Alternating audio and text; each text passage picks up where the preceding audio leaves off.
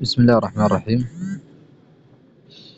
هذا درس ممنوع من الصرف. قال تقدم معنا في أوائل الكتاب أن الاسم المفرد وجمع التكسير يرفعان بالضمة وينصبان بالفتحة ويخفضان بالكسرة، هذا هو الأصل، هذا هو الغالب. لكن هناك استثناء، وهو أن هذا الحكم الأخير هو الخفض بالكسرة فيه تقييد، وهو أنهما يخفضان بالكسرة ما لم يكن الاسم ممنوعا من الصرف، لأنه فإذا كان الاسم ممنوعا من الصرف فإنه يخفض بالفتحة نيابة عن الكسرة، هكذا يقولون. فالأصل الخفض يكون بالكسرة إلا إذا كان الاسم ممنوعا من الصرف، فإذا كان ممنوعا من الصرف فإنه يخفض بالفتحة نيابة عن الكسرة.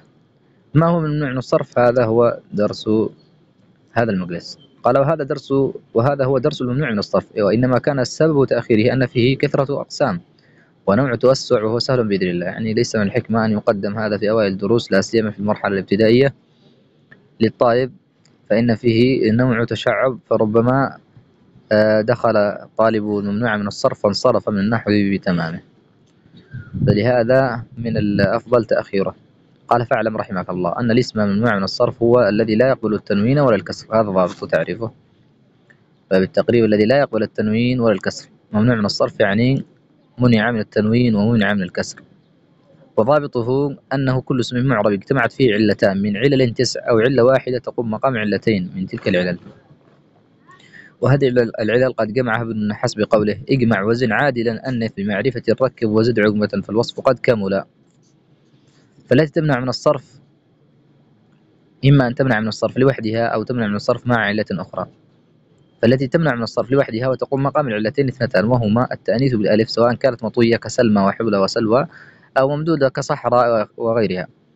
والقسم الثاني صيغة منتهى الجموع، وصيغة منتهى الجموع لها أوزان معلومة، وهي مفاعل ومفاعيل وفواعل. كل ما يأتي على هذه الأوزان الثلاثة فإنك تحكم بأنه ممنوعا من الصرف وتجري عليه أحكام ممنوع من الصرف، معنى لا تنونه ولا تكسره، وإنما تجره بالفتحة نيابة عن الكسرة. قال كمساجد، هذا على وزن مفاعل، مساجد، تأمل، مساجد مفاعل. كذلك دراهم مفاعل، محاريب مفاعيل، دنانير مفاعيل، وحوامل على فواعل، رواحل فواعل، قوافل، زوامل، إلى غير ذلك. ما كان على وزن مفاعل كمساجد ودراهم، أو على مفاعيل كمحاريب ودنانير، أو فواعل كحوامل ورواحل، فإنه يكون ممنوعا من الصرف. والعلة المانعة له من الصرف هي صيغة منتهى الجموع. طيب، وبقية العلل التي تمنع من الصرف مع غيرها على قسمين: ما يمنع من الصرف مع العلمية، العلمية هي الاسمية، وهي وزن الفعل وزيادة الألف والنون والعدد التقديري والمركب المزجي والعجمة والتأنيث بغير الألف. هذه العلل التي تمنع من الصرف مع العلمية. هذه العلل لا تمنع من الصرف لوحدها. يعني إذا قيل لك لماذا منعت هذا الاسم من الصرف، تقول لأن فيه علتان، بينما فيما سبق في دنانير أو سلمى أو غير ذلك إذا قيل لك ما المانع من الصرف في سلمى أو صحراء، تقول التأنيث بالألف. ما المانع من الصرف في حوامل ورواحل، مررت بالرواحل. ما المانع له من الصرف، تقول صيغة منتهى الجموع. أما هنا نحو أحمد، فإذا قيل لك ما علة منعه من الصرف، تقول وزن الفعل مع العلمية، تحتاج أن تأتي بعلتين، تحتاج أن تأتي بعلتين. قال ما يمنع من الصرف مع العلمية: الأمر الأول وزن الفعل، نحو أحمد، أحمد، وتشكر وتغلب وتدمر وأشرف، هذه تأتي على أوزان أفعال، يقال أحمد بن صالح ويقال أحمد الله، تكون فعلا وتكون اسما. تشكر قبيلة من قبائل اسمها قبيلة تشكر، ويقال أنت تشكر الله. كذلك قبيلة تغلب، تدمر، إلى آخره. هذه كل ما كان على وزن الفعل فإنه يمنع من الصرف لهاتين علتين: العلة الأولى العلمية، والعلة الثانية وزن الفعل. وأما زيادة الألف والنون نحو عثمان وعفان وشعبان ورمضان وعدنان وسفيان، فهذه عندنا الألف والنون زائدة، فهذا يمنع من الصرف مع العلمية. طيب، فتقول عثمان ممنوع من الصرف، مررت بعثمان عن عثمان رضي الله عنه، ولا تقول عن عثمان، ممنوع من الصرف. ما المانع له من الصرف؟ العالمية مع زيادة الألف والنون. كيف عرفنا أن الألف والنون زائدة؟ هذا مرجعه إلى علم الصرف، يعني ينظرون في أصل الكلمة. إذا كان أصل الكلمة ليس فيها نون ستكون الألف والنون هذه زائدة. عثمان إذا كان أصلها عثم يعني في المعاقب تقع عليها في المعاقب ما أصلها. إذا كان أصلها عثمة فليس عندنا نون في أصلها، فإذا الألف والنون فيها زائدتان، فإذا هو ممنوع من الصرف. طيب العدد التقديري نحو عمر وزحل وقثم وقشم وزفر، هذه يعني تقريبا 14 اسما، وجدها النحاة عن العرب أنها ممنوعة من الصرف، ولم يجدوا لها علة سوى أنها علمية، ما وجدوا لها علة أخرى سوى العلمية، فقالوا إذا هذه فيها عدل تقديري. وكان الأصل أن عمر أصلها عامر فعدلت من عامر إلى عمر، وزحل كانت زاحل فعدلت من زحل إلى من زاحل إلى زحل، وقثم من قاثم، وقشم من قاشم، وزفر من زاهر، وهكذا، فهي معدولة عن اسم آخر. هذا تقديرا، هكذا أتى لها النحاة بهذه العلة حتى تكون لها علتان، العلة حتى تكون لها علتان، نعم، العالمية مع العدد التقديري. وأما المركب المزجي فهو اسمان ركبا فصار اسما واحدا، نحو حضر موت أصلها حضر موت، كذلك بعل بك، بعل هذا اسم صنم، وبك هذا قالوا اسم رجل، فإذا صار اسما واحدا، بعل بك.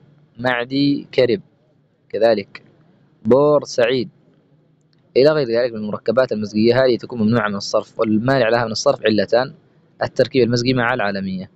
العجمة الأسماء العجمية نحو إبراهيم، حتى وإن عربت يعني استخدمها العرب فإنها لا تزال يقال لها أعجمية. إبراهيم، إسماعيل، يعقوب، اسماء الأنبياء كلها أعجمية إلا 5 أسماء يعني معها بعضهم في قوله صن شملة، صن صاد صالح، والنون نوح، والشين شعيب، والميم محمد، والهاء هود. هذه فقط التي لا تمنع من الصرف، بقية الأسماء ممنوعة من الصرف، أسماء الأنبياء يعني. قال نحو داود، مايكل، باريس، فرنسا، هذه كلها ممنوعة من الصرف، والمانع لها من الصرف علتان: العلة الأولى العالمية، والعلة الثانية العجمة. طيب، ومما يمنع من الصرف أيضا مع العالمية التأنيث بغير الألف. سبق معنا أن التأنيث بالألف يعني الذي آخره ألف سواء كانت مطوية أو ممدودة يمنع من الصرف لوحده بعلة التأنيث بالألف. وهناك تأنيث بغير الألف كفاطمة وسكينة وبثينة، وهكذا طلحة ومعاوية وما كان من ذلك، فإن هذا يكون ممنوعا من الصرف لأنه مؤنث تأنيث، وإن كان تأنيثا لفظيا آخره تاء، فهذا التأنيث يمنع من الصرف، يمنع من الصرف مع العالمية، لا يمنع من الصرف لوحده. يعني ما المانع من الصرف لكلمة فاطمة عائشة عن عائشة رضي الله عنها، ولا يقال عن عائشة؟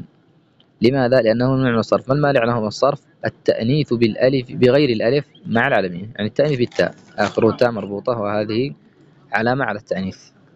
وإن كان الاسم حتى وإن كان الاسم مذكرا يعني لمذكر، إلا أنه مؤنث تأنيث لفظي كطلحة ومعاوية وما كان من ذلك.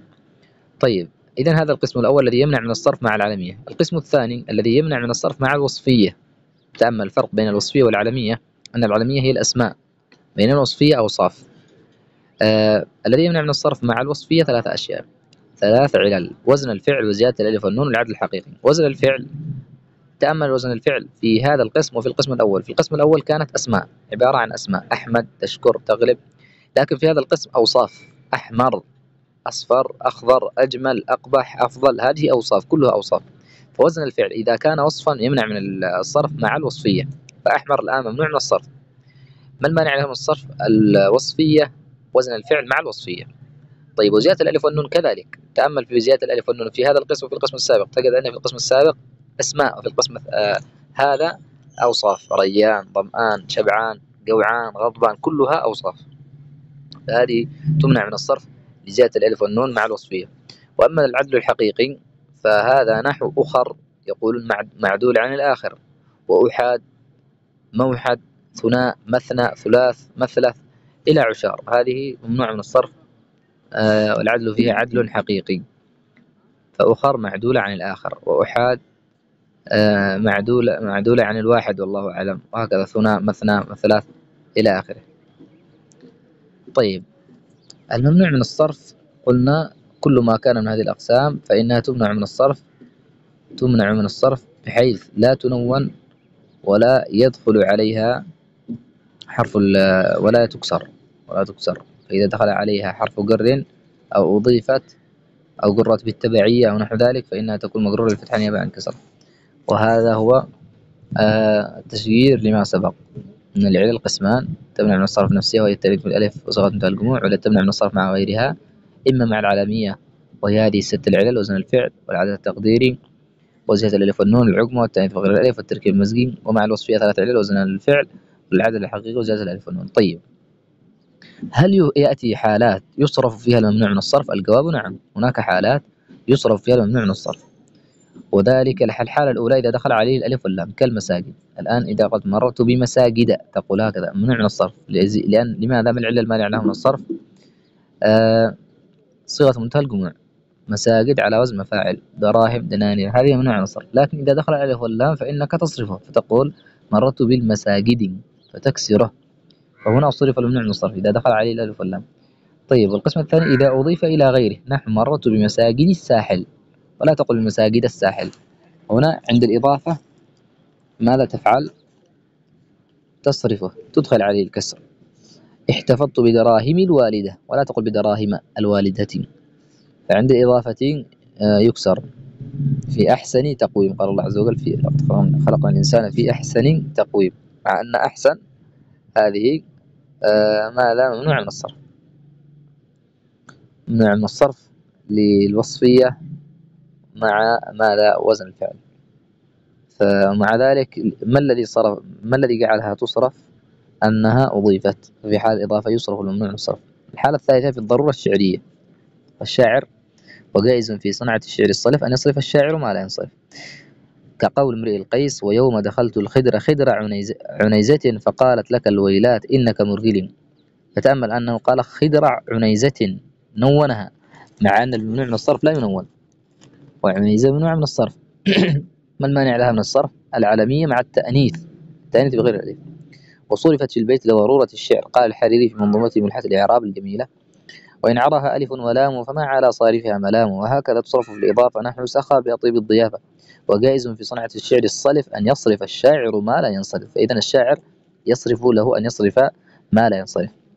قال فائدتان: أسماء الأنبياء المعلومة لدينا ممنوعة من الصرف سوى 6 فقط، وهي مجموعة في قوله كصن شمل الصاد يعني رمز لصالح، والنون لنوح، والشين لشعيب، وماذا الميم محمد، واللام للوط، والهاء لهود. وفائدة أخرى: أسماء الأنبياء أسماء البلدان ممنوعة من الصرف سوى بعض ما ورد.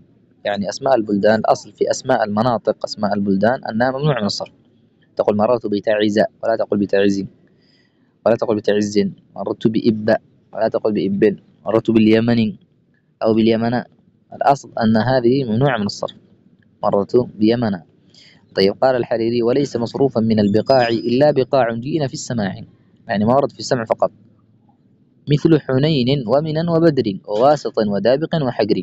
حنين ومنى وبدر وواسط ودابق وحجر، هذه التي سمعت أنها مصروفة، وما عداها يكون ممنوعا من الصرف. ويوم حنين إذ أعجبتكم كثرتكم، قال تعالى: وقد نصركم الله ببدر وأنتم أذلة، الآية. فإذا ما ورد هو هذه الأسماء، وما عداها يكون من أسماء البلدان ممنوعا من الصرف. هذا آخر ما قصدناه، والحمد لله رب العالمين.